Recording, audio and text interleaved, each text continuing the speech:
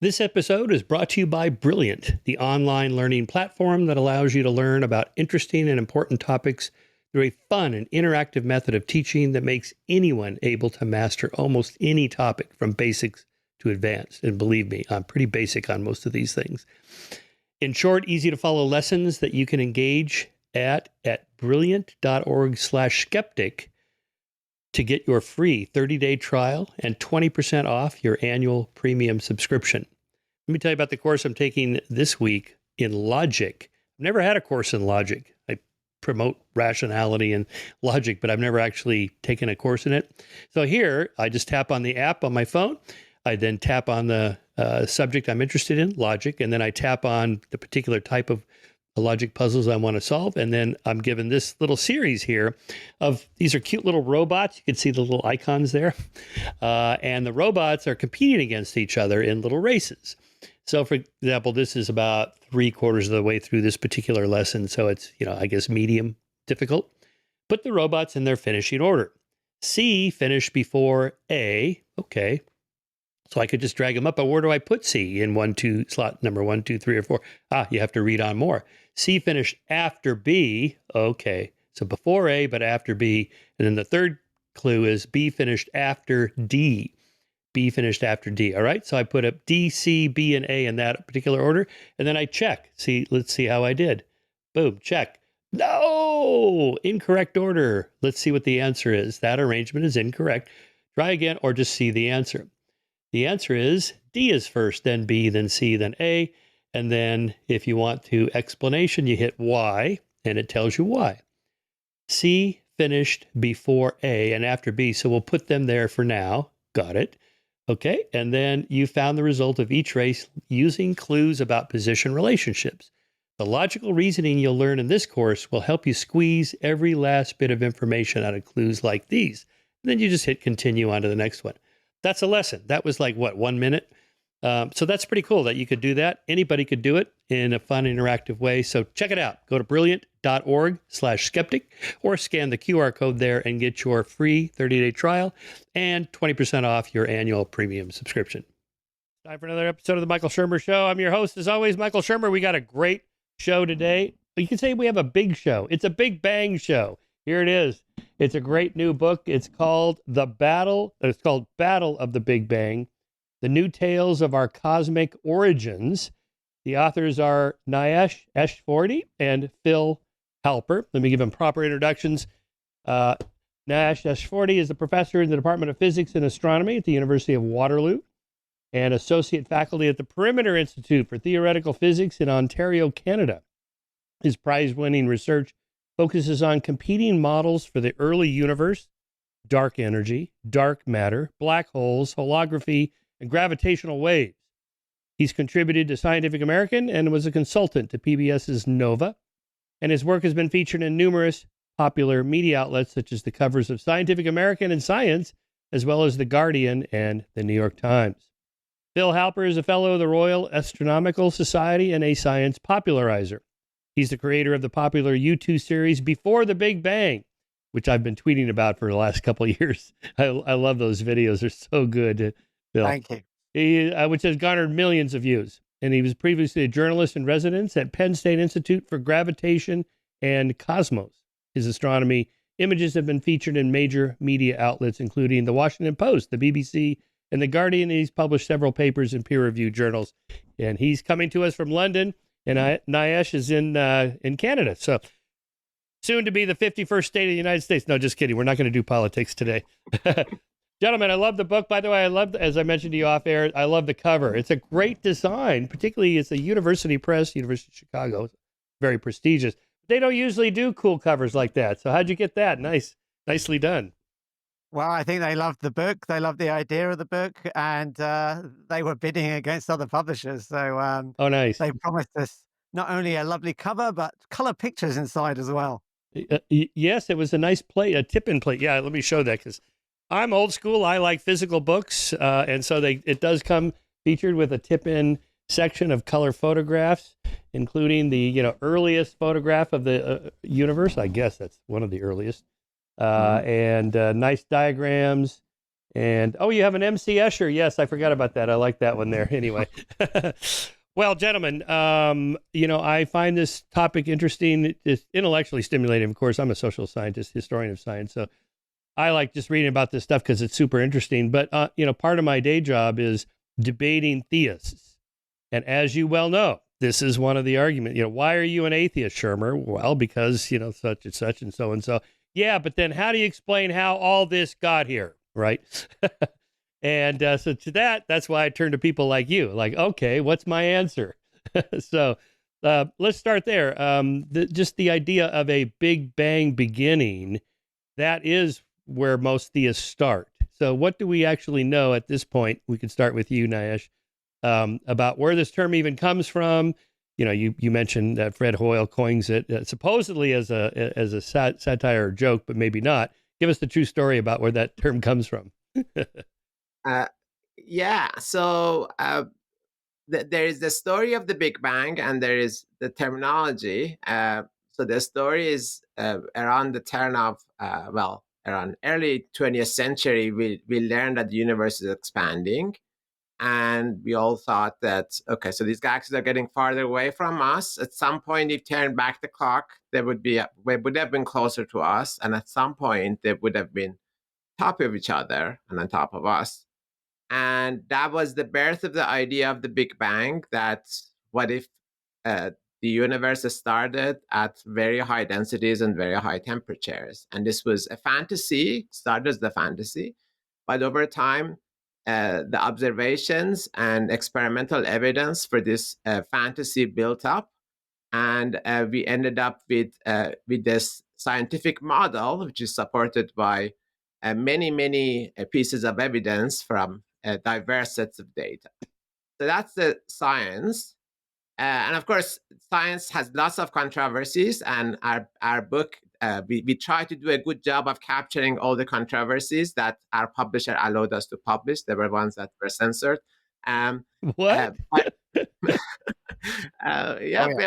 had these liars go through all our books and then highlight everything that need to be either removed or we needed approval for it. But one of the earliest of these controversies goes to the people who didn't like the idea of the Big Bang. In particular, Fred Hoyle was a very esteemed scientist from Cambridge who thought that universe couldn't have been much denser or very different in the past. It must have been almost more or less the same. And he coined this term. He claimed that it wasn't an insult. Others who were proponents of Big Bang thought it sounded like an insult. But that was the term Big Bang was in fact coined by one of the most vocal opponents of the idea of the Big Bang. But it's stuck, and it's with us until today. And actually, there is one reason that I personally like it, because when you think about the bang, you think of something loud. And in fact, our most direct evidence for the Big Bang is us hearing the bang. Basically, we can actually map the sound that was generated at the bang, and that's amazing. So I think it's a great term. That's why I like it. Do you mean the cosmic microwave background radiation? That's the bang? Well, it's not just the radiation, but rather ripples on the radiation. So those were the sounds that were generated at the Big Bang, and these sounds propagated over cosmic time. So now they are very large scale, very big wavelength, but they are really like the sound waves that you and I are communicating through. They're just kind of expanded to much bigger scales. Right. So I always use as an example, Phil, the steady state versus Big Bang debate that went on for decades as a model of how science works, that eventually we get a convergence of evidence toward one theory versus another one, and you get almost everybody agree, that's the right one, that's the other one. Just to contrast it with other debates like in social science or philosophy, where they just seem to go on and on forever, and there's never a consensus. Now, is that true? Is that, pretty much the Big Bang and the steady state where, it was close for a while and then one pulled ahead of the other one simply because of the cumulative evidence? I would say yes and no. So let's start with the yes. The version of the steady state that was proposed by Hoyle, Bondi, and Gould. In fact, in the book, we show that in fact, even before that trio came up with the steady state, Einstein came up with it beforehand. People didn't know this until I think it was 2014. Some researchers found some old papers of his, and they found that he'd actually come up with a steady state first, Hmm. but he didn't publish it, so people didn't know that he'd come up with that idea.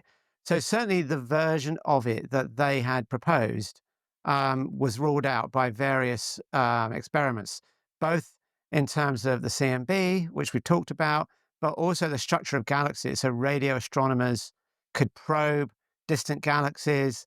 And what they found was that their results were absolutely in line with the Big Bang and inconsistent with the steady state. And there's some great dramatic stories that we tell in the book Hmm. about how there were all these rivalries and how they turned the tables on each other. And there were various back and forths of humiliation and so on. Um, so However, so what happened was, of course, in the 1960s, I think it was decisively shown that the steady state as we know it was disproven. However, what we argue in the book is that there's this rapid period of expansion called inflation that's been sort of added on to the Big Bang. And in some ways, we can go into how. In some ways, we argue that it's actually remarkably similar to the steady state. So even though some people would say it's the standard model of cosmology, although there's some debate about that, and there's a lot of debate as to how we should think about inflation, whether it's true or not. But certainly, the main proponents of inflation, and in fact, Alan Guth has compared it to the steady state. And Hmm. if you want to unpack why, we can. But the bottom line is the mainstream version of the Big Bang is actually much more similar to the steady state than people realize. Yeah, that's super interesting. The other myth you bust in the first chapter is on the discovery of the cosmic microwave background radiation. The story we're all told that I always read in the popular books is, they were scraping off the pigeon poop inside this antenna, and then, the noise didn't go away, so it had to be something else. What actually happened? Hey, go ahead, Phil. You could tell that one. Well, that story is true. But what people will know, of course, is that Penzias and Wilson, they accidentally discovered the cosmic microwave background. They had this fantastic horn antenna in New Jersey, and they had this hiss that they just couldn't get rid of. And eventually, they spoke to other scientists, and they told them that it's actually the cosmic microwave background. So in the history books, that's the story that you're told. What you're not told is that 20 years before, a Canadian scientist called Andrew McKellar had already discovered the CMB. And what he did was look at sort of molecules in outer space. There's all kinds of molecules in outer space. You might think of it as just like totally empty, but hang on, my camera's just changing its focus. It might be trying to focus on the book behind me. Oh, So I'm gonna have to. what book is that? Oh, The Big Bang. This is this book. Yeah. Okay, so I wonder if it's trying to focus on that. So Okay. I'm gonna All take it right. out of the shot All and right. see if it improves things. Um, so it's not really improving things at all. I might try and change the No, setting. look, you look fine to me, Phil. Really, I don't see All a right, that's change. fine. That's fine. It's just I the think the background recording screen. is different from what you're seeing. That's fine. Okay. All right. So yeah, what people don't realize is that Andrew McKellar, this Canadian scientist, had detected these molecules in outer space, and he could infer from his study of those molecules what the surrounding temperature of the space was. And it was remarkably, just at about 3 degrees Kelvin, which is what we think the cosmic microwave background is. And in fact, the irony of this is that the first person to sort of mention this in a cosmological setting was Fred Hoyle. And he was talking to Gamow, who was one of the main Big Bang proponents. And what he said was, you're not going to find this cosmic microwave background, because they thought it was like at least 5 degrees Kelvin. And he said, well, McKellar's, temperature had shown that you can't detect anything like that, because this is going to swamp it out. Um, so people just didn't realize that McKellar had detected it 20 years earlier. But now we know about this. Yeah, interesting. Niayesh, you get kind of personal in the opening parts of your book. Maybe another myth to bust is where the study of cosmology actually began. There's a lot in there about Persia and what we now call Iran and Iraq and that whole area of one of the earliest areas where this research began long ago. Mhm. Well, yeah. So this is our book kind of covers a lot of grounds, but a lot of it is that it's not really science without humans. Science is something that's done by the humans.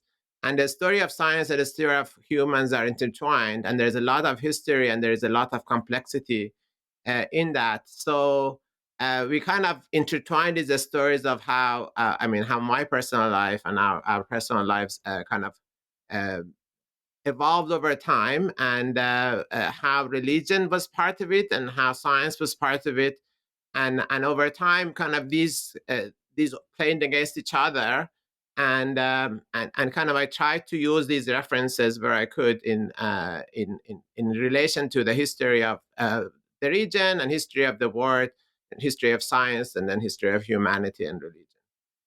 Well, what you guys are addressing in this book are the deepest questions anyone could ask. They're really religious type questions, even though you're not doing religion, you're doing science.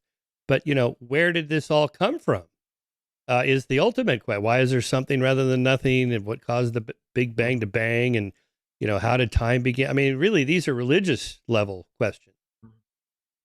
Yeah, I guess, and I think one thing I kind of come from it from two perspectives. I grew up in Iran until I was 20, and it was under a theocracy, under basically a religious government.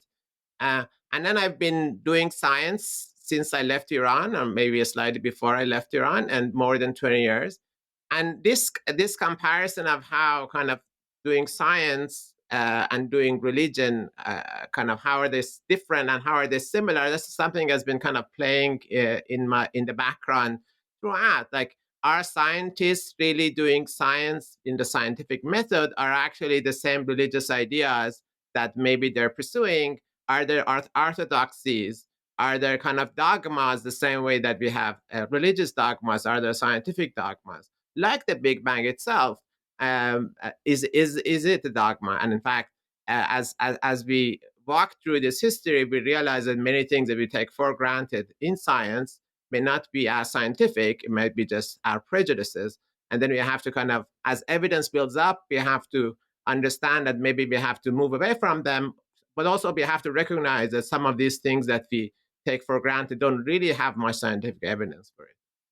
Interesting. Yeah. So, I mean, you have a discussion in your book on the problem of the demarcation, the line of demarcation between science and pseudoscience, or science and proto-science, or maybe science and non-science. And the further back you go, and you guys go all the way back to the beginning or before the beginning, if that's even a meaningful phrase, at some point, you're not really doing science anymore. Is that your point? Yeah, exactly. And the thing is that it's not that necessarily a bad thing, but it's that is how there is a proto science, that you have imaginations and ideas that kind of start to bubble in and out of vacuum, or metaphorical vacuum, if you want. So there are these ideas, and they're all in the minds of all of us. But scientists kind of take these imaginations, these kind of dreams, and run with them. And sometimes they kind of become part of the mainstream science with enough kind of thought and analytic work and experimental evidence. And sometimes they just dissipate, like a dream that you just wake up and forget about it. Yeah. Well, Phil, for example, when theists will bring up the fine-tuning argument, universe is fine-tuned for stars and planets and life and so on. And I say, well, but the multiverse, there's multiple universes and they all have different laws of nature. And we just happen to live in one of them that's conducive to making creatures that ask questions like that. And their response to that is, that's your faith. You don't know that there's multiple universes. No evidence of this at all. You're just invoking this as a hand wave to get rid of God. So maybe address that question, Phil. Well, I would say that first off, there are other ways to respond to the fine-tuning argument that don't invoke a multiverse. So one possibility is just to deny that there is fine-tuning. And there are physicists that entertain that. We've actually done a survey on this, and we asked physicists what they thought. And the multiverse was popular. It was popular among scientists. It was the second most popular single answer, if I recall correctly from the survey. But the most popular one was that the fine-tuning doesn't need any kind of metaphysical explanation. You might think, well, we have to invoke God or a multiverse, or there are some other schemes we can talk about. But the most popular view of physicists is that this is actually, not something I think that needs any grand metaphysical explanation. And there are different ways that you could defend that view. So one would be to say maybe we don't know the physics well enough, or we don't trust the calculations that you're doing. It's not that you're doing the calculations wrong, or that the maths is wrong, but maybe there are other effects that you just can't imagine that would come in if you started changing the constants of nature. So that would be one way to approach it. Another would be say, look, okay, I totally accept your calculations, but I can't infer a probability from those calculations Mm. because yes, if the constants were different, disasters may unfold, but who's to say that they could be different? Who's to say that we should have any expectations of what those constants should be? So the analogies that are often given, for example, my friend Justin Briley, who used to host the Unbelievable show, he made this very popular video, millions of views, and he gave this example of rolling a dice and getting six, dozens and dozens and dozens of times. I can't remember, 60, 70 times. He's like, surely you would think the dice is rigged. So shouldn't you think the universe is rigged? And the response would be something like, with the dice case, you have a reasonable expectation of what should happen. Therefore, you have a right to be surprised when you keep getting sixes. But for the constants of nature, maybe you don't have a right to be surprised by the values that we see. So those would be some ways that you could respond to fine tuning that doesn't invoke a multiverse. Now, if you do want to go down the multiverse route, there are, I think, at least plausible routes from plausible ideas in cosmology that will get you to a multiverse. So we talked before, and maybe we can connect the two topics that we talked about before. So I said that the steady state has sort of come back through this inflationary cosmology. So we might ask, how did it do that? Because what inflation says, yes, there was this rapid period of accelerated expansion, but out of that accelerated expansion, you get a bubble universe, and that bubble universe is our universe. We live in that bubble, according to most interpretations of inflation. Not everyone has agreed on this, and we go over some of the controversies about this in the book. Um, so inflation would naturally actually generate an infinite number of these bubbles, and we explain what the mechanism is in the book. But for now, all you need to know is it seems to generate an infinite number of bubble universes. And so, therefore, you have an independent reason for thinking that the multiverse is true. Now, of course, as we go in the book, not everyone thinks inflation's right. So there are very good reasons to believe in inflation, but there's also reasons to doubt it as well.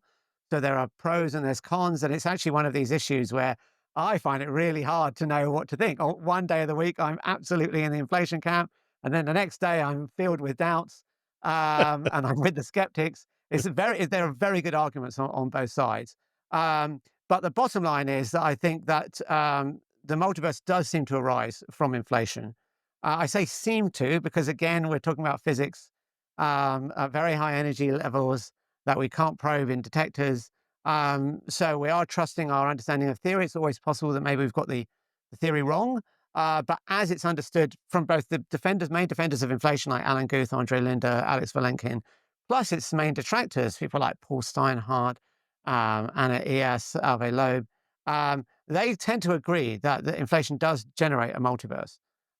So you have an independent reason, completely outside of this fine-tuning argument. So for me, multiverse, I would say, yes, it's plausible. We don't know if it exists or not. It might not. But we don't have to appeal to it to sort of deal with a fine-tuning argument. And I'll say one last thing. There's a whole nother idea, which might sound like a multiverse, and in some ways it is, but in other ways it's quite different. And this is something that Niayesh's colleague Lee Smolin has proposed, that actually inside black holes, there are new universes being born. And so you have a kind of Darwinian process happening in the cosmos. And that's attractive because, hey, we had this kind of fine-tuning problem with genes. If you just threw genes together randomly, you probably wouldn't get a functional organism. And the answer is not that it was designed by an intelligent designer, but rather the process is not random. There's a non-random component, which is selection. So Smolin suggests that, yes, universes could reproduce, and there would be a selection process, which we go into the mechanism for that in the book. But the point is there is a sort of Darwinian selection. And the reason this is different to the sort of multiverse that you'll hear from the inflation proponents is that there, the selection principle is what we call anthropic selection, i.e., you have to live in the universe that has life-emitting properties. So no surprise, that's where you are. That's called anthropic selection. But that would mean you're not typical in the array of the multiverse. You could be very atypical. Whereas for the Smolin's idea, it's a Darwinian selection principle. And therefore, you could be typical member of the ensemble. And that leads to controversies between Smolin's approach to fine tuning. Mm. He very much thinks there is fine tuning, but he thinks he's got a solution. Other scientists think there is fine tuning and they've got their multiverse anthropic solution. And other scientists say this whole fine tuning thing is a pseudo problem. Nice. I guess what I'm getting at there is the derivative of these ideas of a multiverse or multiple bubble universes and so on is not a hand wave by atheist scientists to get rid of God, but in fact, it's a derivative of the equations or the models or whatever. And that maybe many of your colleagues are religious and it's orthogonal to their science. Well, I guess there are two questions there. Yes, indeed, we follow our noses and take our equations and then do calculations and then based on what comes out, present the results. And we try to not be biased with whether we are religious or not. We try to present our calculations independent of our personal beliefs. Now, I mean, there are two caveats there. One is that no one can be completely independent of their biases. So that's What? one thing. And the other thing is, well, the other thing is that the calculations are never entirely straightforward, and they're always. I mean, we think that we are doing rigorous, hard calculations, but what we kind of try to go into painstakingly is that science is not all about rigor and being kind of hard nosed about everything, because a lot of time we don't really know what we're doing. So the rules of the game are being invented as we're kind of going through, and yeah, so we do our best and we try not to be biased, but there are always rooms for error, and we might be wrong. So that's just what I'm saying. Now, speaking of experience, um, uh, I would say most of my colleagues are not religious, at least not the religious in a usual way. I think they have their own religions. Maybe they believe in a string theory or inflation, but uh, whether that constitutes as religion or not, I guess I leave that to religious scholars. But I mean, I guess, would it be reasonable to say there are certain epistemological and even ontological questions that science can just not get at, or probably can't get at, and therefore there is room, if you want, to say this is what the creator did, like Einstein's invoking of Spinoza's God, the laws of nature, or whatever. Maybe the deity or the creator designed the laws of nature front-loaded with the emergence of complex systems and so on through atoms and molecules and whatnot. And so you don't need a designer to step in and stir the particles every once in a while. It's all front loaded and set up at the beginning. And you can't refute that. It's not a falsifiable statement, so it's not really science. So, it's okay if I invoke that, and you don't have to if you don't want to. And, it's sort of in that gray area. I mean, of course, yeah. So there's this question of religious freedom, I suppose, that you could say anyone can believe whatever they want. And then the question is, at what point is it going to harm? I mean, one person's beliefs are going to impose on other persons. And yeah, I mean, it's not clear. Usually, they seem harmless on their face, but at some point they may not be. And again, growing up in a country which was a theocracy, religions do have real world consequences. Mm-hmm. Yeah, for sure. All right, let me ask you a sociology of science question. How do you know when there's a consensus? Okay, so now there's a consensus that the Big Bang is the correct theory. But as your book shows, within that model, within that community of people that study the Big Bang, there's great disagreement. Do you sense that that's going to go on, or that in time, one of these models will end up being better than the others, Phil? Well, we hope so. But, we'll have to wait and see. So first off, how do you know when there's a consensus? Yeah. So, for example, there's certainly a consensus that the universe evolved from a very hot, dense state. So in that sense, there's absolute consensus on the Big Bang. But one of the things that we distinguish in the book is between different notions of the term Big Bang. So we distinguish between the hot Big Bang and the Big Bang singularity. So the hot Big Bang is this idea that the universe evolved from an extremely hot, dense state. And that is not in question. And now, how does the layperson know that this is the consensus? Well, one thing they can do is, they can do like Google Scholar searches on various ideas and see what citations people have. Check Wikipedia. They can check Wikipedia. They can look at textbooks. And in fact, I remember when I was doing astronomy, my textbook was pretty good. It said, this is what's agreed upon. And it had this little article where it had a whole big chapter on inflation, but it did say, well, we're not quite sure about this inflation idea. So that was good. Not all textbooks are that good. So you do want to sort of keep your ears to the ground, as it were, and see what various scientists are saying who are credible scientists. Of course, it's always a bit tricky because some people might come up with some wacky view and then promote it as if it's fact and when it isn't. So you want to sort of read as much as you can and follow it as much as you can to see, are people disputing this? Are the people disputing it credible? One thing we did was actually a survey of scientists. Mhm. So we did that recently, and we only published it about 2 months ago, I think. Um, and there, there's very broad consensus we showed is that actually the Big Bang should be understood as this hot Big Bang and not as a Big Bang singularity. So where people say there was a Big Bang, and you say, is that a consensus view? Well, for the hot Big Bang, yes, we got 68%, if I remember rightly, and I think it was 11% for the Big Bang represents like the beginning of time with a singularity, which is kind of was the understanding, let's say, in the latter part of the 20th century. Um, so these sorts of things can help, but there's no sort of magic formula. You have to kind of just try and follow things via popular science and looking at Wikipedia and trying to see, is there controversy over something? And then you have to decide, are the critics of a mainstream idea being reasonable, or do they have valid criticisms? And sometimes you might have a valid criticism of a model, and that can mean one of two things. It could mean the model's just wrong, but it could mean the Mm. model needs some modification. Mm. And so one of the big controversies that we deal with in the book is about inflationary cosmology. So we point out that there are certain problems with inflation, and there are alternatives. And it might be that what happens is inflation turns out to be wrong, and one of the alternatives will usurp the throne that inflation currently sits on. But it could be that actually inflation's right, and there are fixes to some of the problems. And this is an ongoing area of discussion. And in the last chapter of the book, we go into how we might finally resolve the controversy here. And we have some optimism that it can be done, but there's no guarantee that nature will be kind. So we have to kind of wait and see.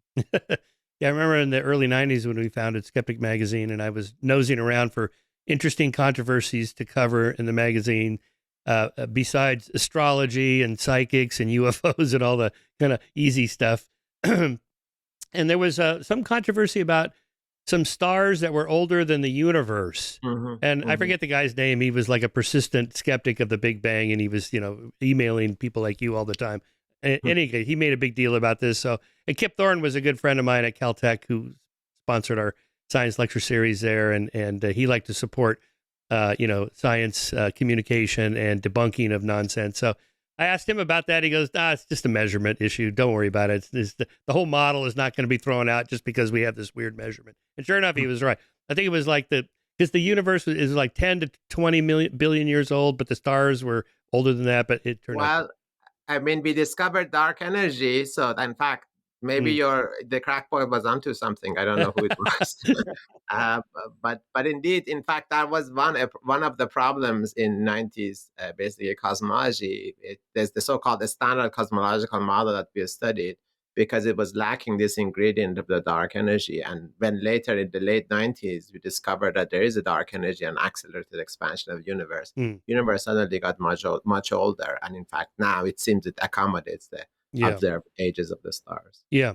I should add that the controversy has not quite been put to bed yet because What? Oh no. yeah. There's this, so you must have heard of well, maybe you haven't. There is a very famous problem in cosmology today called the Hubble tension. And in a way, it's a version of this problem. It's a slightly different version, but thematically, it's basically the same. And rather than saying there are stars that are older than the universe, there are different ways to date the age of the universe, one using the cosmic microwave background, one using supernova data, and they should agree with each other. And many years ago, it was discovered that they don't. But the problem was the error bars were large enough that, well, they weren't that far apart, Mm. So probably it's all going to sort itself out. But what's happened over the last few years is that the error bars of both methods have shrunk, Mm. and now the difference is actually statistically very significant. So we're still left with this, if you like, an age crisis. And this age crisis has been with us all the way since the early days of modern cosmology, because when Hubble first sort of discovered the redshift and people inferred an expanding universe, they said, oh, we can actually use this to date the universe. And they found that it was 1.8 billion years old. And people even knew back then that the Earth was older than that. So that was the first, if you like, version of the age crisis. Mm. Then there was the version that you mentioned, Michael, with the stars being older. That was solved by dark energy. But we still have this Hubble tension. And it may well be another measurement error. Could easily be that, but no one's actually found what the measurement error is. So we're still open to new Interesting. physics to And the replace it. best estimate we have for the Big Bang is 13.8 billion years ago, roughly, more or less, That is with correct. tiny error 13.8. bar. Mhm. Yep. Yeah. Mhm. And just to make sure I got this, if it's a bubble like this, that 13.8 is just the radius, right? It's actually double the size of that, or even larger, if it's an expanding bubble universe. Or how I'm not conceiving of this correctly. 13.8 billion years is how long ago the bang happened. So there is no size for the Big Bang. So Big Bang, in fact, happened everywhere. It's conceivable as our universe is infinite. So it simultaneously happened everywhere. And you may wonder, okay, how did it know it simultaneously happened everywhere? Maybe, I mean, this issue of, okay, is it exactly simultaneous? Some places it happened earlier, some places happened later. If you go to a vast multiverse, maybe different places bang at different times, but within our observable universe, the bang happened nearly simultaneously based on our observations 13.8 billion years ago. And the universe has been expanding ever since. Now, how far we could see it is a distance which is the distance that light could travel within that 13.8 billion years. And we cannot see beyond that because basically it doesn't mean that there aren't stuff beyond that. It's just that the light hasn't had time to travel to us. Right. Yeah. So, okay. This word singularity, you got to unpack this for us. I was just reading from the AI people, the singularity is coming by 2040. They mean something very different than what you guys mean. How do cosmologists think of the singularity, and why is that different from the hot Big Bang? So they're related, obviously. Basically, the idea is if you trace the hot Big Bang, keep going back, using general relativity alone and a couple of other assumptions, then what Penrose and Hawking proved was that this will give you a state of, if you like, infinite density, curvature, temperature, pressure. So that would mark the beginning of time. Or you could even think of it as a breakdown of the laws of physics. So another way you could think of it is this is where, the path of particles sort of stop. So that seems to be a almost necessary implication of, as I say, general relativity and a couple of other assumptions. However, I think the assumption that we'd probably focus on the most, there we go over several of them in the book, but the one that most people would focus on is that general relativity describes the evolution of the cosmos at all scales. And it certainly does describe the evolution of the cosmos at most scales. But when we get to this incredibly dense, hot state, the thinking is that eventually quantum effects will kick in. And there, things could be very, very different.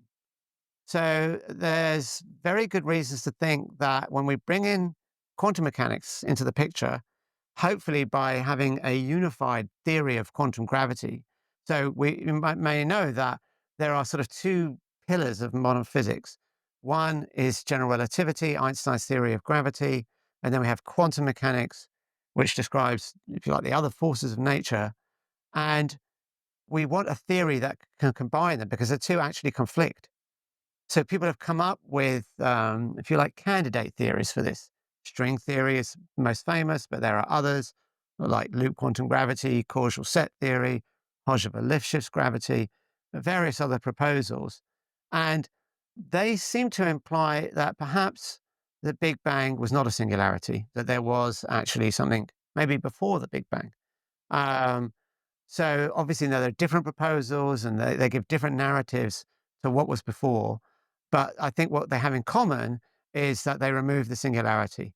And so the singularity, I would say, is an artifact of pushing general relativity beyond its domain of validity. So people will be maybe familiar with Newton's theory of gravity and how incredibly accurate it is in so many domains. But when you get to really extreme domains, like black holes or something like that, then you need Einstein's theory. So Newton's theory domain of validity has been busted, if you like. So the idea is similarly, general relativity will have to be modified by quantum mechanics and the expectation, and not just expectation, but there's some mathematics to show that the singularity will be removed.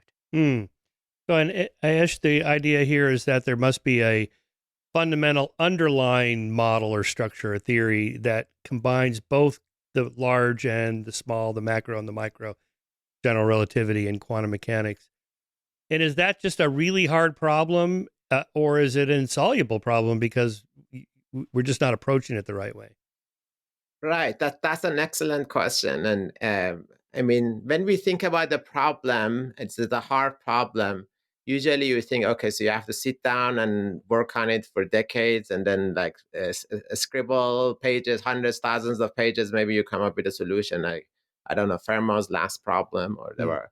And of course, the problem with physics is that it's not a problem. It's not a mathematical problem, right? And then this is the thing about the physics is it's our understanding of the universe, and we kind of work upon the clues that universe provides us with, I should say. Um, and that's the thing is that it may not have much to do with our ingenuity, but just maybe we haven't come upon the right clues from the universe, be it observations, being serendipity, maybe, I mean, many things, like the eclipse that was the first confirmation of Einstein's theory of general relativity. That just happened to be a lucky time. We managed to observe it. There was this anomaly of the motion of Mercury that we happen to have. So that helped Einstein verify his theory when he was kind of developing his mathematical framework. So scientists have to be at the right time and the right place to actually understand how universe speaks, basically. And so this dictionary of kind of translating the cosmic language to human language, if you will, we need to come up upon the right Rosetta Stone, basically, to find that dictionary. And yeah, I mean, it does certainly take initiative and it takes intelligence, but it's also kind of luck, right? maybe, yeah, maybe we haven't come upon the right clue. And but this is the issue: is these are very extreme energies or very small scales, and just with current technology, we cannot probe that.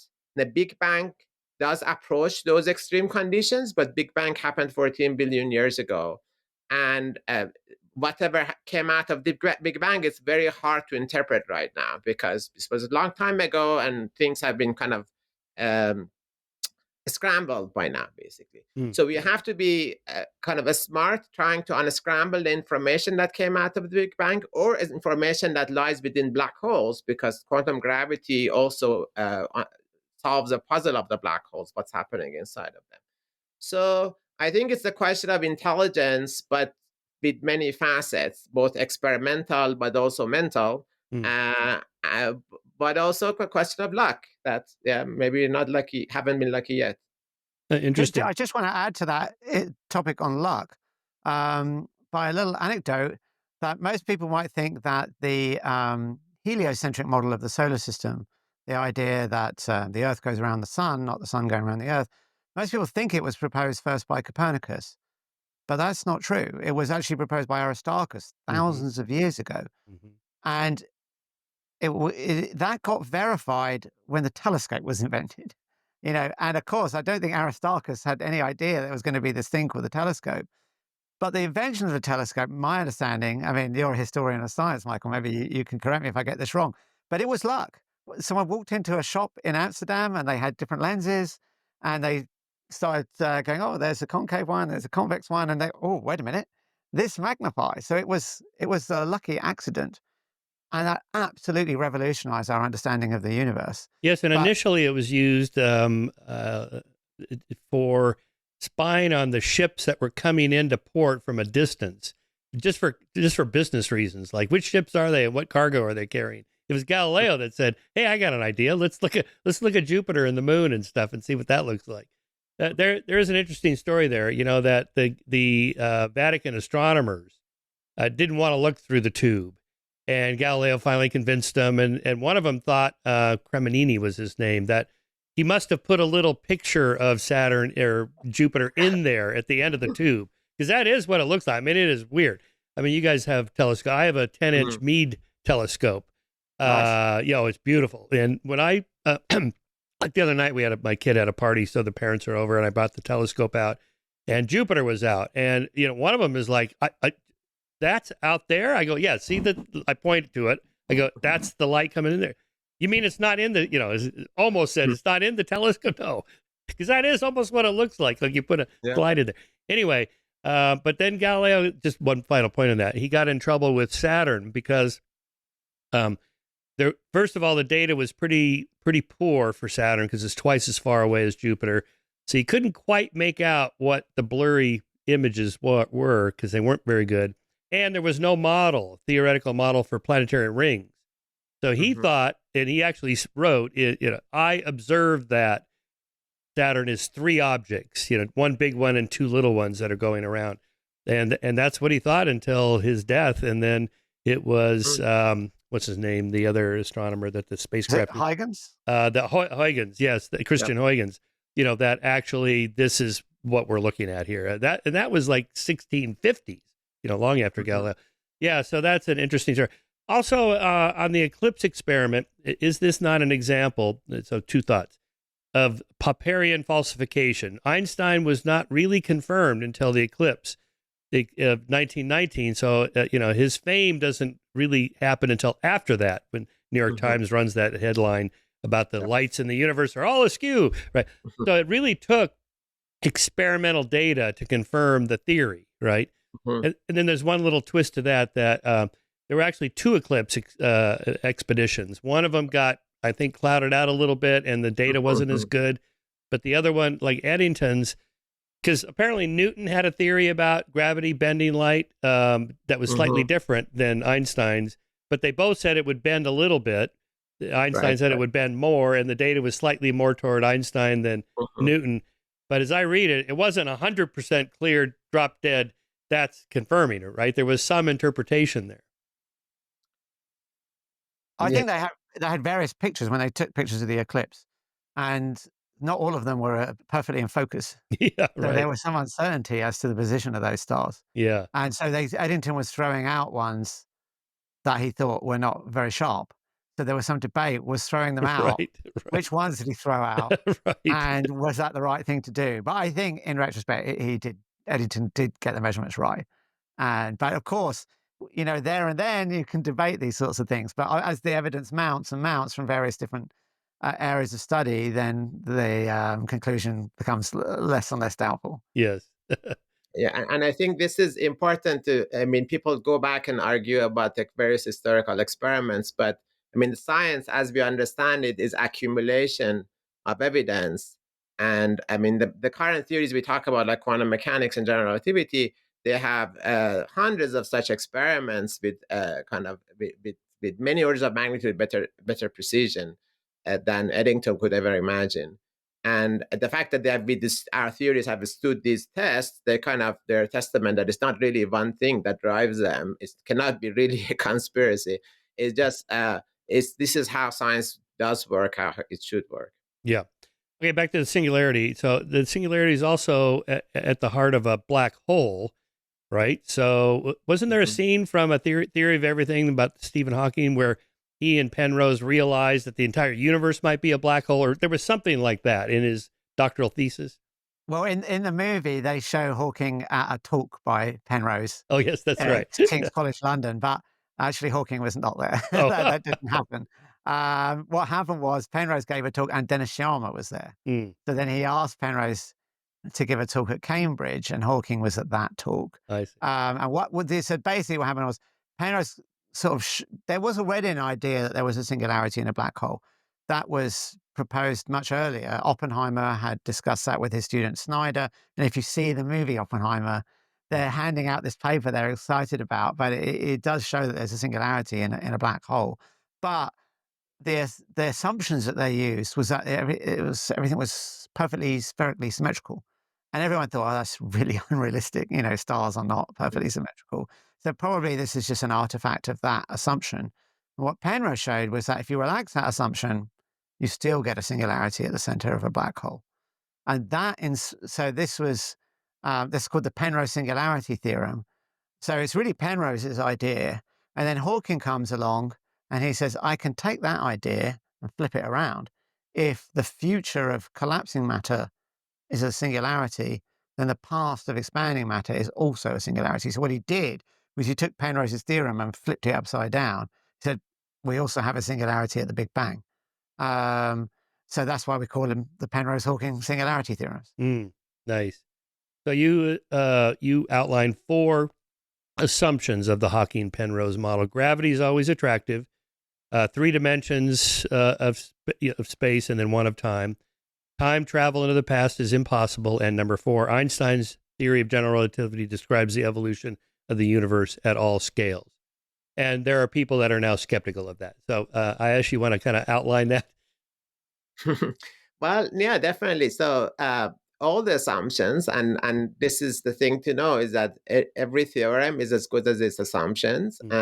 You prove theorems in math, but in physics, we kind of at the mercy of the nature that whatever assumptions are.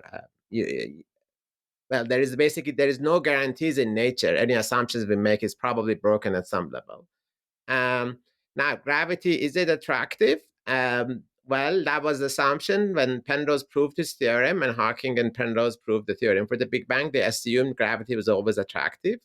But later, when we learn more about quantum mechanics, we realize that gravity can be actually repulsive. And in fact, the so-called Hawking radiation, that's kind of an example of Hawking discovered that black holes can radiate because of the quantum mechanics. And in fact, that itself, you could show that requires gravity to become repulsive, because in fact, black holes can only grow if gravity is always attractive. But then when black holes evaporate, according to Hawking's calculation of black hole radiation, that must mean that at least for a small scales and a small times, the black hole, the gravity becomes repulsive. So that's one example. Now, the number of dimensions is another one. Now, we all see 3 dimensions of a space. We seem to experience one time. We are happy with that, but that doesn't have to be the full story. Indeed, the leading theory of quantum gravity is known as a string theory and claims that there are 6 other dimensions of a space that ought to be there for a theory to be consistent. We just don't happen to see them, so they must be curled up on some smaller scales. But if you go to the time of Big Bang, then those dimensions would also kind of open up. So we're dealing with a much bigger universe, at least in terms of the number of dimensions.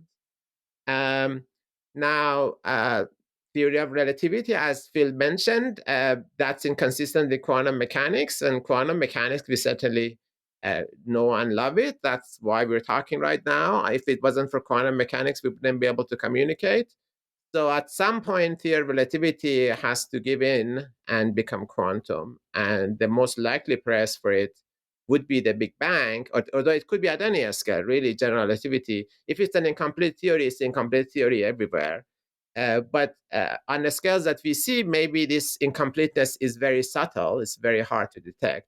But as we approach the Big Bang, we can show that these quantum effects should become big. So general relativity essentially goes out of the window there as well.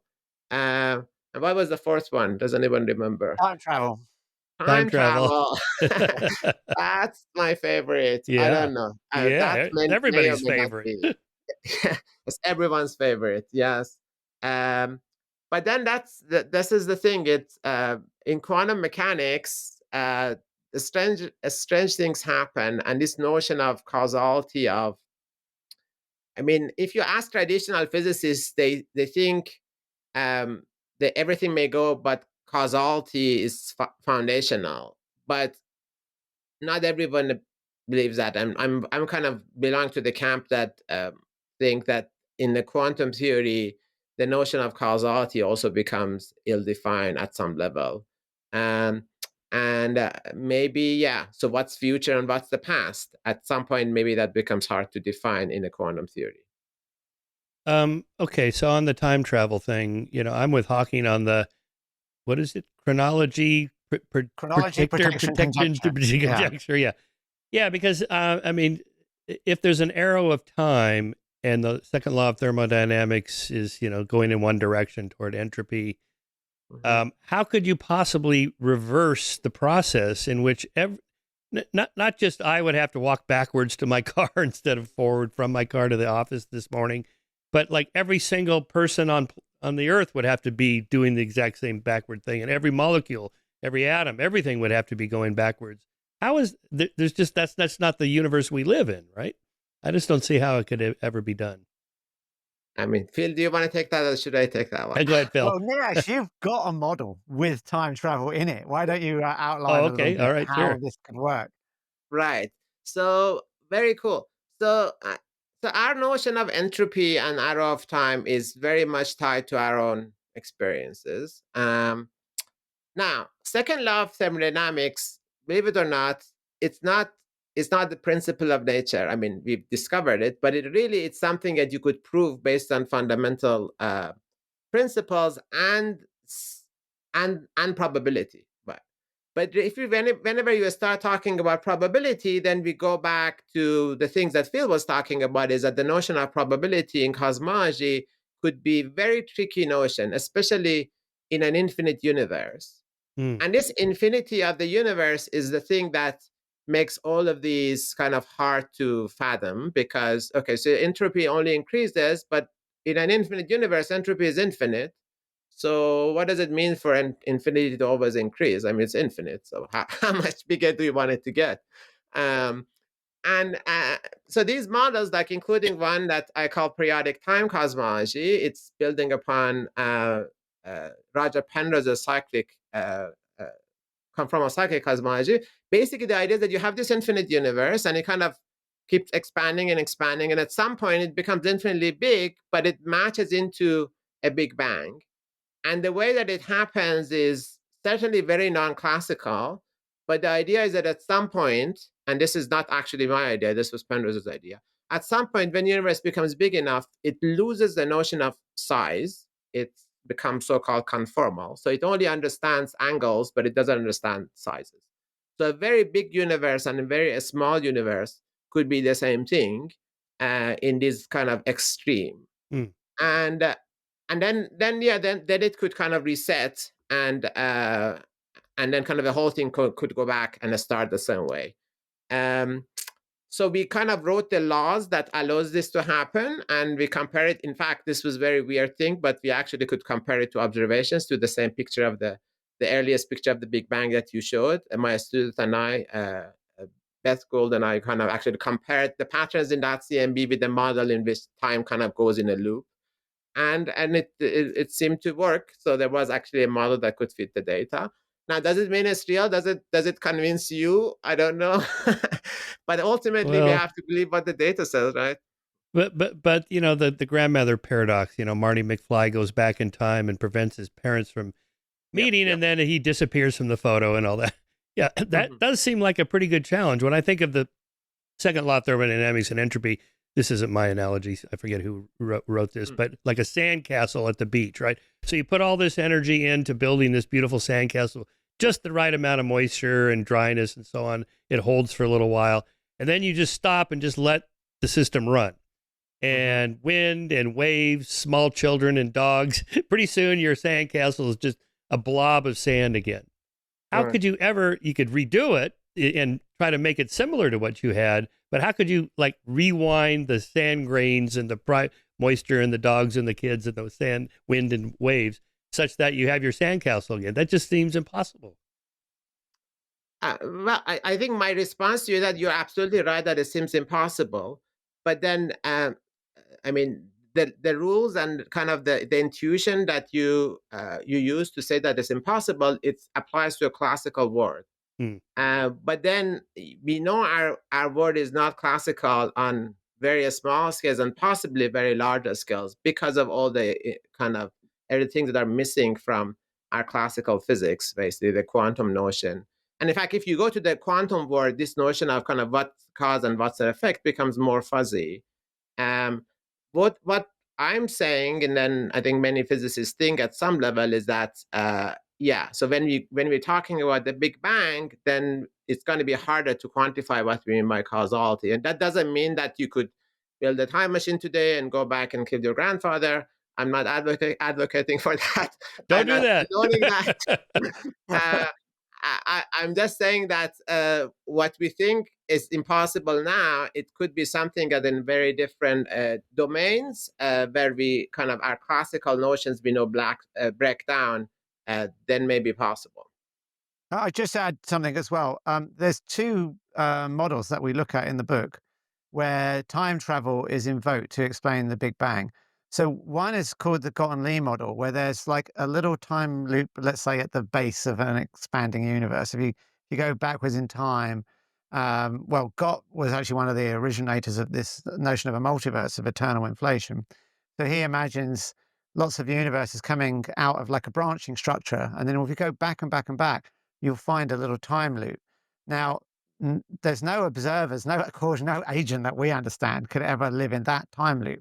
They live in this, we live in the world beyond the time loop.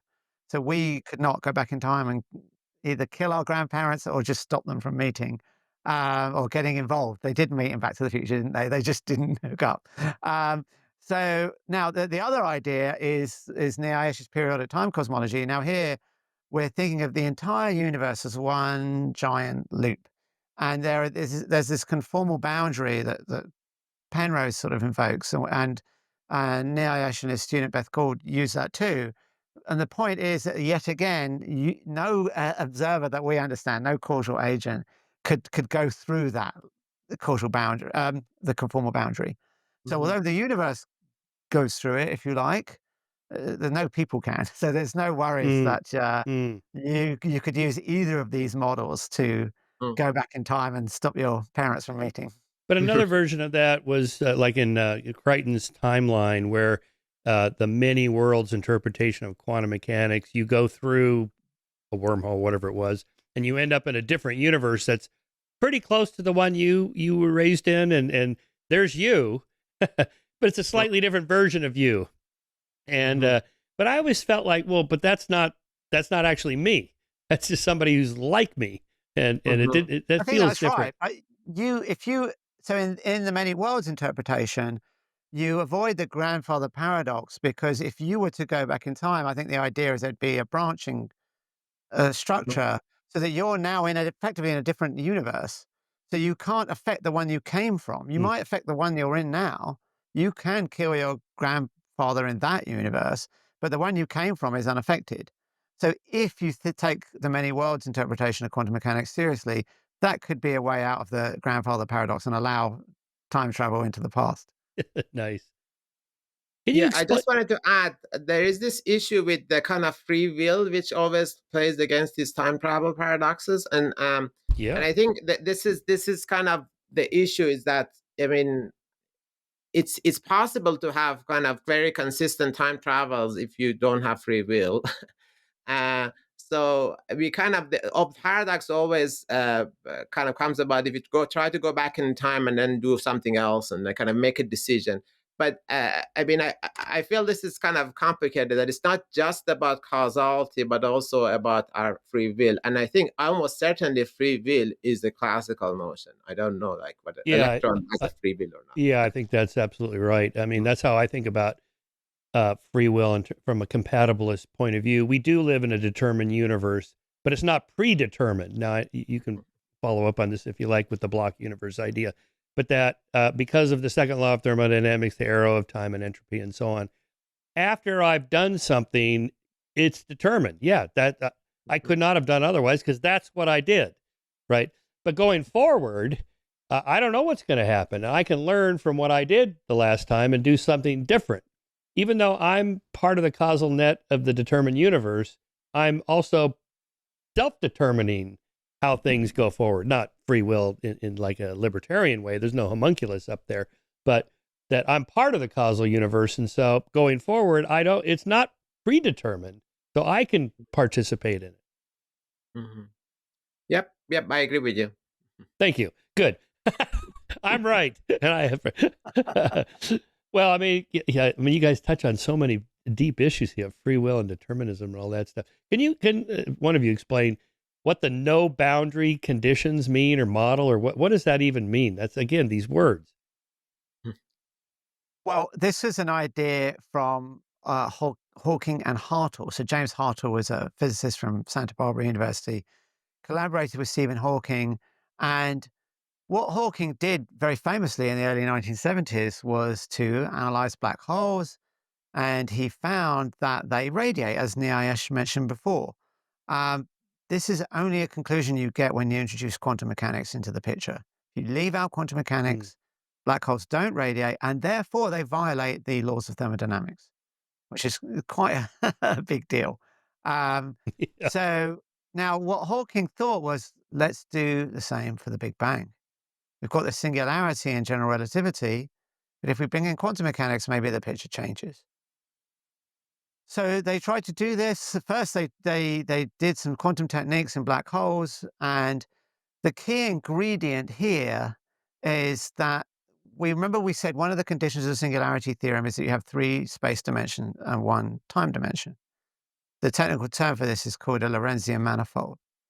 Now, what Hawking suggested was, actually, when we go over the quantum mechanics, we find that the time dimension actually turns into a space dimension. So in fact, we don't have this Lorentzian manifold. We have what they call a Euclidean manifold, which in plain English just means 4 space dimensions and no time dimension. So what this does, if you want to picture it in your head, is think of the singularity as like a tip of a cone. It's like a point. Whereas if you have this switching to this Euclidean manifold, think of it more like a shuttlecock, and it's like a smooth surface. So there's no point on this shuttlecock that is the beginning. So in some sense, you might say there's no beginning, but in another sense, it doesn't go back infinitely in time either. Although it gets a bit more complicated, and in some ways to analyze a no boundary proposal, it does go back infinitely in time. But there's controversy and how to interpret the no boundary proposal. But I think the key element is this switching. They call it a signature change is another technical term. But it's this idea that you lose the time dimension and you enter a strange quantum world where time ceases to exist, but you have 4 space dimensions. Nice. I loved your story, Phil, about the being at the opening ceremony of the World Cup where Stephen Hawking's It wasn't voice. the World Cup. It was the Paralympic. Paralympics. Oh, ceremony. right. Yeah. That's right. Right. Yeah. So Hawking's voice comes over. There's no boundaries to human will and determination, or something. That was a great. I think the phrase was something like, there should be no boundary for the universe or something, and there should be no boundary to human endeavor. That was the phrase. That was human it. endeavor. That's nice. That was his squeezing in his cosmological model That's right. into a giant ceremony of 80,000 people and all kinds of special effects. He was such telling them all about his no boundary proposal. Such a rock star. It's such a great story. He actually sang during the ceremony. He did? Rapped, maybe we should say rapped. But there's a song by the electronic group called Orbital, and Mm. he's there on stage Oh my performing God, it with that's them. hilarious. Yeah. Kip used to bring him into Caltech once a year for a couple of months to do work. This is back in the 90s and early 2000s. And then during his trip, he would do one public event in Beckman Auditorium that holds 1,100 people. And it was a show. I mean, there were people like at 1 in the afternoon lined up out on the grass waiting to get in for his, 7 o'clock in the evening, 6 hours out there. And then he would show up and he'd get a standing ovation for just showing up. They'd roll down in his little wheelchair. And, "Whoa," everybody stands up, and then they'd ask. And one of them, somebody asked the God question, he just came up for a little while Kip explained, how he's composing his sentences, and the answer was, "I don't answer God questions." That was great because I'm sure that's what everybody asks him. Back, Niayesh, on the black holes in the universe. Is it possible, is one of the cyclical models that the collapsing black hole into a singularity could create another bubble universe, and therefore there could be cyclical? Ours could just be one of many universes. Great. So I think this is kind of an amalgamation of some of the models we talked about. Now, I think Phil mentioned Lee Smolin's idea that you Yes. make universes inside the black holes. So we had kind of a different proposal that we could actually, as a black hole collapses, then a universe emerges out of that collapsing black hole. But for that to work, we needed to invoke one extra dimension. So basically, that was a collapsing, like, four-dimensional for a space and one time. So a collapsing four-dimensional star could give rise to our universe kind of exploding out of this black hole. And it kind of makes sense because so as I was saying, in fact, as Phil was saying, that black holes are kind of like a Big Bang inside out or kind of upside down. So if you just kind of turn the direction of time backwards, then it makes a lot of sense to think of it as uh, like a black hole turns into a Big Bang and vice versa. You just have to need to make them look the same as well, because like a black hole seems like some dark bounded objects, but universe is completely uniform.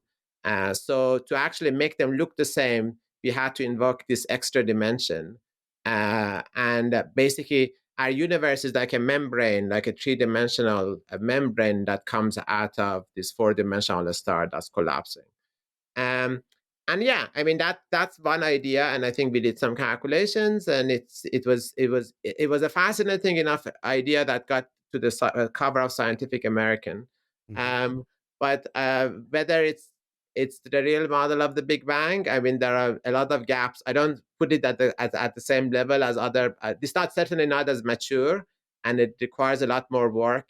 I personally have like 5 or 6 different competing models, so I cannot vie for all of them equally. But this is one of them that's kind of out there.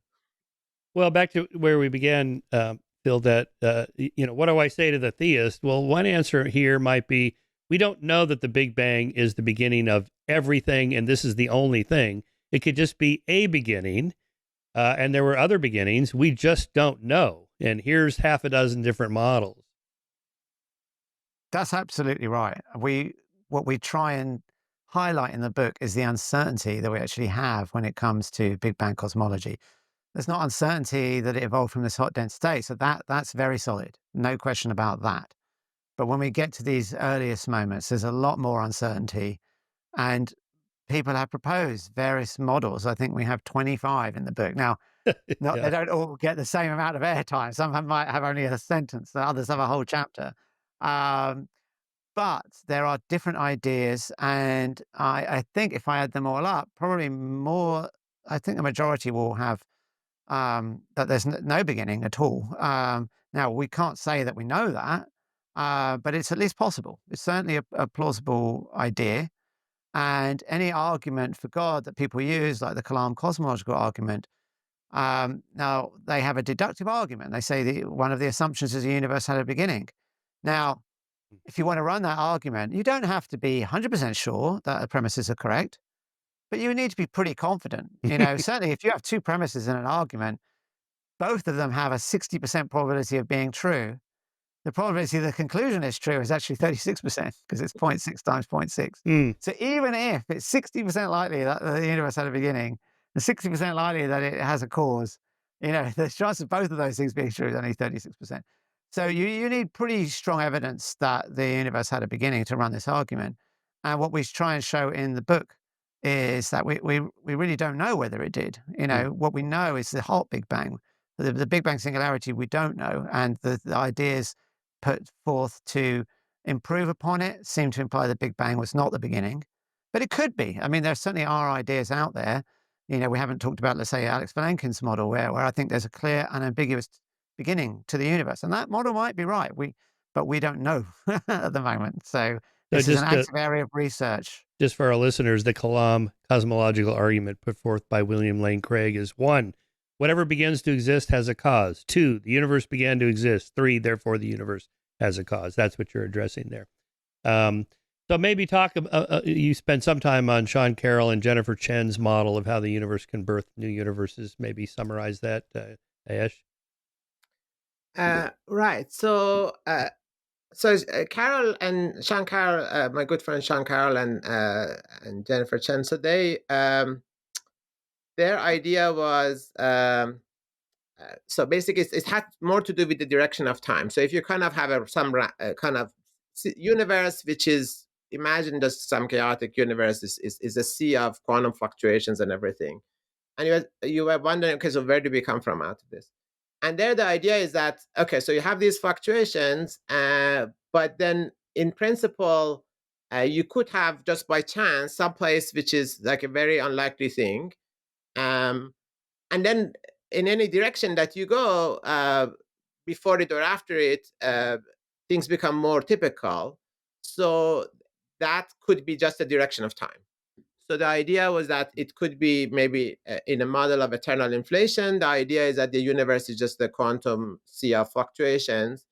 And then you just by chance happen to have a low, like unlikely place with low entropy, but then in either direction going forward and backward, the entropy should increase. And that's how we end up with the direction of the arrow of time. So so in that sense, then the beginning was, it doesn't make a lot of sense to talk about what happened before the Big Bang, because basically before that, it was just the same story run backwards in time, because that's where the direction of time is set. Basically, the origin of time is there, and then in either way you go, the time runs forward.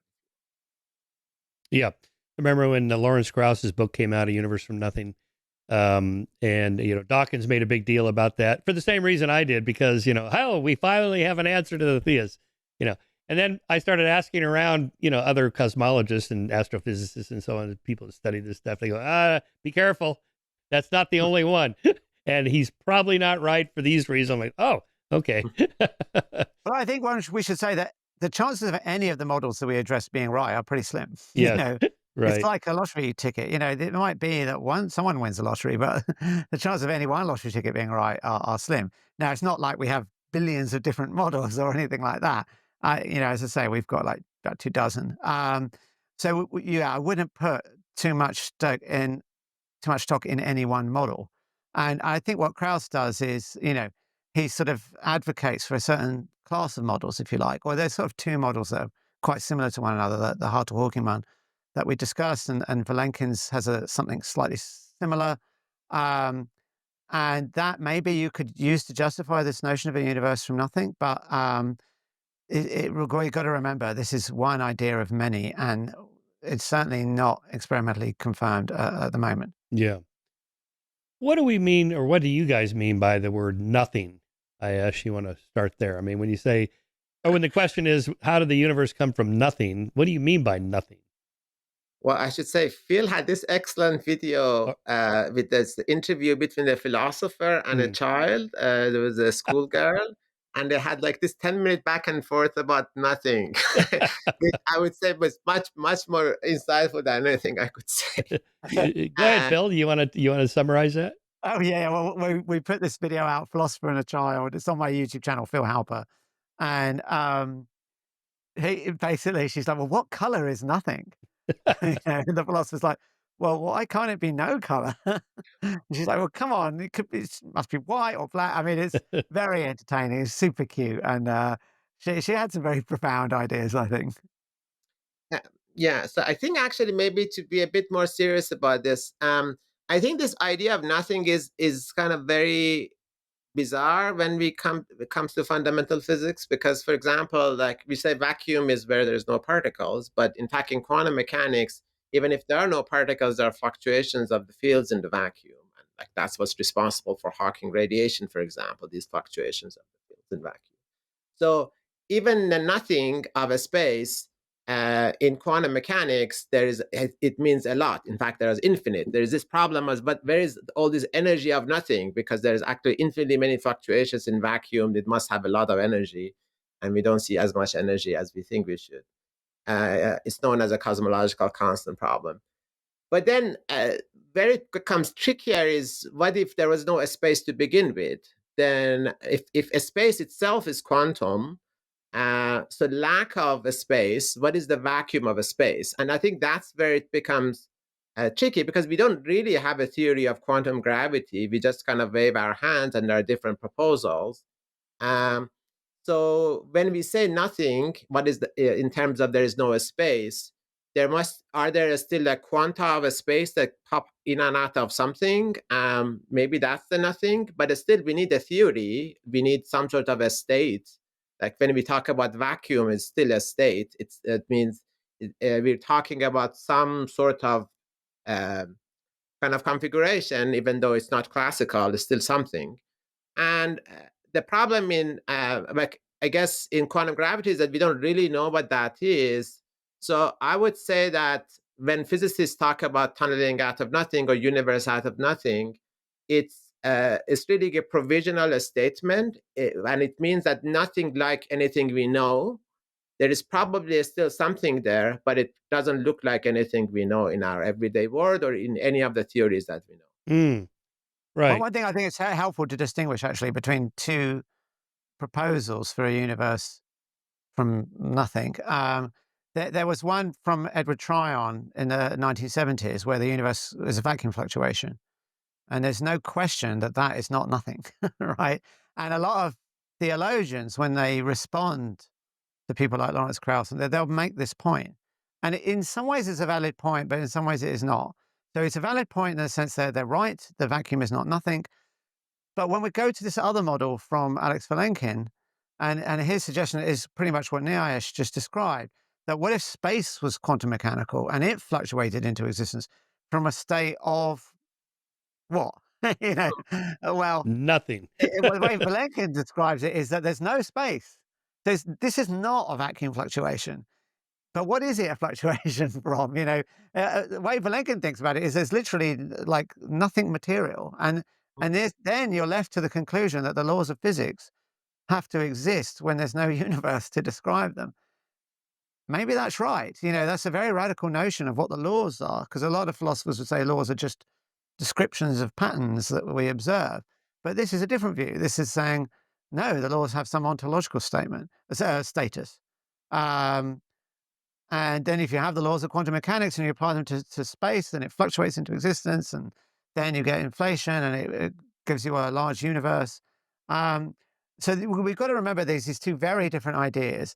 And what this initial state would be in Vilenkin's model, is not exactly something we understand very well. Let's put it that way. Mm. There are different ways to think about it.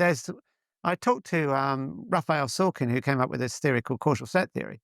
And their space is made out of these sort of nodes. And I asked him, well, when the universe expands, how many do these number of nodes they keep increasing? There's no conservation law for these little atoms of space, if you like. Um, and I said, could you get to a point? I asked, could you get to a point where there was zero? And he thought, yeah, I think that's possible, and that would look like Vilenkin's model. But again, this is Mm. all very uncertain. But it's important to make that distinction between Mhm. the fluctuation from the vacuum and a fluctuation of the vacuum. They're very, very different things. Yeah. Well, when the theist talks like that, then it seems like a reasonable question is, well, where is God existing if there's nothing? I mean, there can't be God either, or even the concept of God, or logic, or math, or I mean, if you just start subtracting everything, including fields, or energy, or space, or time, or even the concept of space and time and eternity, so there can't even be, and even the word no, nothing, no thing. I mean, at some point, you guys discuss Wittgenstein, which I love. What is a game? At some point, we're using these words, but at some point, I don't even know what I'm talking about. Right? Yeah. I think that's true of all of us. In other words, we're hitting an epistemological wall if you go back far enough, in which the theist and the scientist or whatever, we all just have to stop talking because the words mean different things, or we can't even get past that wall. And that seems like a built-in difficulty. I think one thing I would say is that we've been here before, because science has advanced quite a bit, but science is, many centuries old now, and there are many things that we didn't understand in the past. We didn't understand the weather, we didn't understand the solar system, we didn't understand chemistry, and we kind of pushed through, and we kind of developed the science and the language as we went along. So in some sense, this is where the frontier is now. But there is nothing fundamentally new about the fact that there is a frontier, that we always had boundaries of knowledge. And the job of a scientist has always been to push through them and kind of develop the language and the rules as we go through. And just because, there is a boundary now, that doesn't mean that, this is where it's going to stop. So in some sense, we could just rely on history. Yes, well, the theist will often say, well, God is outside of space and time. Well, okay, but then how does he reach into to stir the particles or make things happen or create laws of nature? And, that's a problem. And, at some point, maybe the universe just always existed, or they'll say God always existed. Then you end up with terms like infinity and eternity. And again, what does that actually mean? Like what's a number one less than infinity? Like, what are you even talking about? These are meaningless concepts. Or if infinity is true or eternity is true, then you and I, the three of us, are having this exact same conversation in some other universe. And to me, that just sounds, I don't know, ridiculous. How can that be? Well, I do want to push back a little bit against that. I think please. infinity is well defined mathematically, and it's certainly possible that the universe is infinite spatially and infinite in time. And you're right that there's no number that's one less than infinity. So you wouldn't. So if you were counting 1 today, 2 tomorrow, 3 the day after, you're not going to get to the end and go finished. I got to infinity. But that is just symptomatic of the fact that infinity has no end. So of course you don't get to the end. But that doesn't mean there is no well-defined notion of infinity. And mathematicians can treat infinity, and I think we have to be open-minded. It's certainly weird and it's counterintuitive. Of course, the famous Hilbert Hotel has bizarre counterintuitive notions, but of course our intuitions are shaped by our evolution, and that we've grown up in the finite world, and if the universe is infinite, we wouldn't see it as infinite. We only see a patch of it. So of course everything that we see and we encounter is finite. So to me, it's not surprising that the infinite will seem very, very weird to us. But same with quantum mechanics. Quantum mechanics seems very, very weird to us because we're big creatures. We don't live at the quantum scale or the Planck scale. If it was much bigger, we might we might experience the quantum world. But there's a huge gap between our scale of existence and the Planck scale. So no surprise, the quantum world seems very weird to us. But the fact that we only observe the finite is no surprise that the infinite is weird to us. Yeah. Well, there's a point Dawkins makes about middle land. He calls that we evolved in this middle land of, the plains of Africa, where things are middling size, from mountain ranges to ants or something on size, and the speed of walking versus maybe a lightning bolt, something like that. We just don't see things like galaxies or expanding universes or subatomic particles. There's nothing to hook in our brain as an analogy. So string theory, it's like a violin. No, it's not like that at all. But, we're trying to find some analogy that helps us transport from one idea to another that can't actually be grasped. And that's what you're dealing with so much in this book, because most of these concepts are really difficult. Where do I hook it in my brain of a three-dimensional middle land world. So maybe I would say something about to this is that it's hard, and I think we gain intuition by it, by doing it. Like anything else in life, like you learn how to drive a car by driving a car, you learn to ride a bicycle by riding a bicycle. Of course, you cannot theoretically imagine riding a bicycle if you never touched a bicycle. I mean, you could try to do it, but it's probably not very realistic. But I mean, ultimately, it's not about our imagination. It's about explaining the world and kind of in a falsifiable, verifiable way and doing science.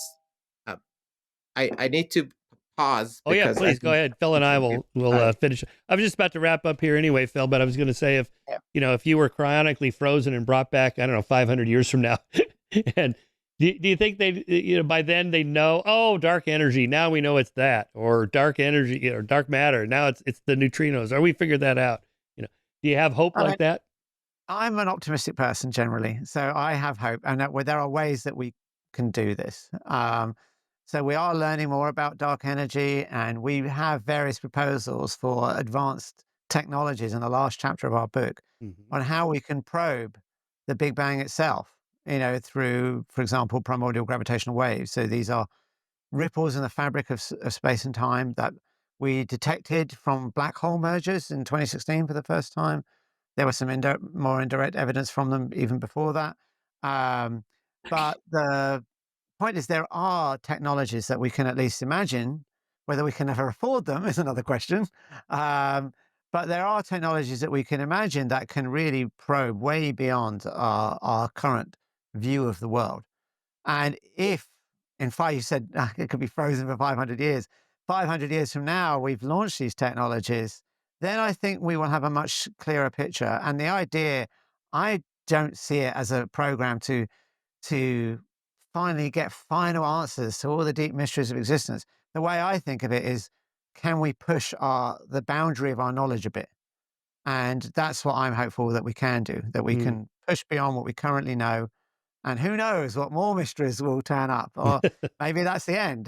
Who knows? But yeah, I think it's certainly, there's reasons for optimism that we can do this. Whether we will, whether nature will be kind, we have to remember these are open questions. Whether climate change will just destroy our civilization, we'll never get a chance, or some fascist regimes will be uninterested in these deep questions. Who knows? But I think it's certainly possible.